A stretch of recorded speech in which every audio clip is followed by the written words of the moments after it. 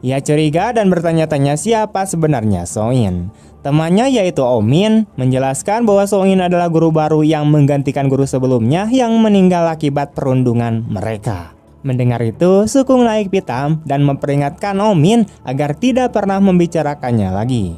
Sementara itu di malam hari, seorang siswa bernama Byung Jini yang bekerja paruh waktu sebagai pengantar ayam goreng terlihat sedang berlatih tinju di sela kesibukannya bersama seorang teman bernama Yong-taj yang ternyata merupakan ayah So-in.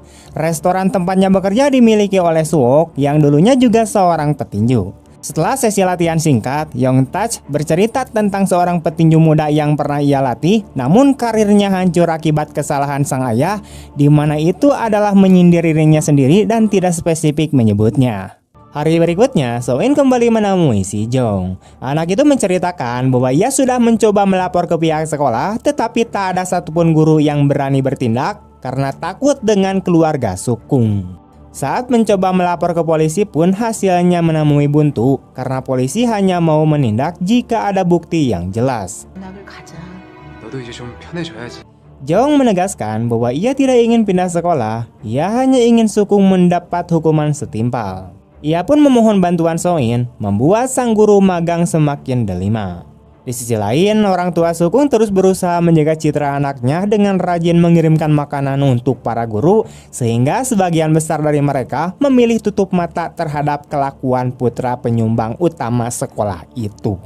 Malam harinya, So-in yang sedang berada di rumah terus memikirkan nasib Jong. Ingatannya lalu kembali ke masa lalu saat ia kalah di final tinju wanita. 내 딸은 좀 전에 링에서 죽었어.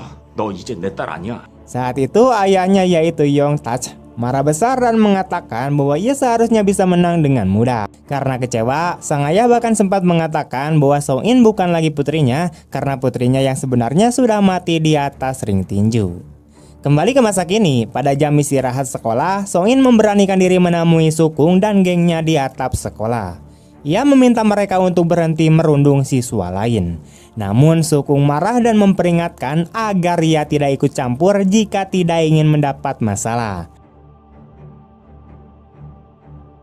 Selesai kejadian itu, para guru menerima sebuah notifikasi berita dari komite pendidikan yang berisi laporan mengenai seorang siswa di Myung High School yang telah membuat banyak siswa dan guru menderita akibat kekerasan. Berita itu membuat semua guru terkejut. Kepala sekolah yaitu Jeo sangat marah dan ingin tahu siapa yang membocorkan informasi tersebut. Tak lama kemudian, ibu tiri Sukung dan pamannya datang ke sekolah dengan penuh amarah. Semua guru bungkam tidak berani berbicara, hingga akhirnya So-in maju dan mengaku bahwa dialah yang melaporkan hal itu ke komite pendidikan. Ino kemudian memukul kepala So-in, namun ia memilih diam karena sadar tidak memiliki kekuatan untuk melawan keluarga Sukung. 동건당는 기집애 같은 이라고 굴러먹다 온 개뼈따구 같은 당장 파면시켜요. Di ruang kepala sekolah, Sukung bertanya kepada kepala sekolah Jeo apa yang akan terjadi pada So-in. Saat Jeo berkata akan memecatnya, Sukung malah menendang kaki kepala sekolah dan berkata bahwa ia tidak mengizinkan So-in dipecat. Jeo yang takut kehilangan posisinya akhirnya menyetujui permintaan Sukung. Di luar sekolah, So-in yang frustasi kemudian membicarakan masalah ini dengan Kwon Sung. Namun Kwon Sung menjelaskan bahwa situasi ini rumit karena tanpa bukti yang jelas, laporan Jong bisa dianggap fitnah dan justru membuatnya ditangkap. Mendengar itu, So-in semakin frustasi. Ketika pulang ke apartemen, ia melihat ayahnya sedang menjemput anak-anak seusai latihan tinju.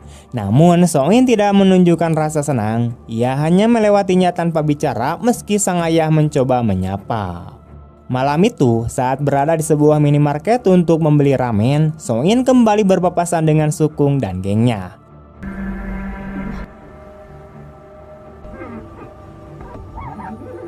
Mereka mulai mengganggunya dan berkata bahwa ia tidak akan sanggup melawan mereka semua. Saat itu, So-in teringat nasihat Jang Yong bahwa melawan Sukung hanya akan membuatnya terjerat masalah hukum, apalagi pamannya bisa dengan mudah menghancurkan karirnya sebagai guru magang. Dalam perjalanan pulang sambil terus memikirkan masalah itu, ia tanpa sengaja menabrak seorang pria mabuk di jalan. Pria itu marah dan memukul kepala Song-in. Hal itu memicu kemarahannya dan ia membalas dengan menendang pria tersebut hingga pingsan. Kejadian itu membuat Song-in semakin yakin bahwa ia harus menemukan cara untuk melawan ketidakadilan yang dilakukan Sukung. Sementara itu, Sukung dan gengnya sedang bermain basket. Ketika seorang pemain lain tidak sengaja menabraknya, ia marah besar hingga terjadi perkelahian.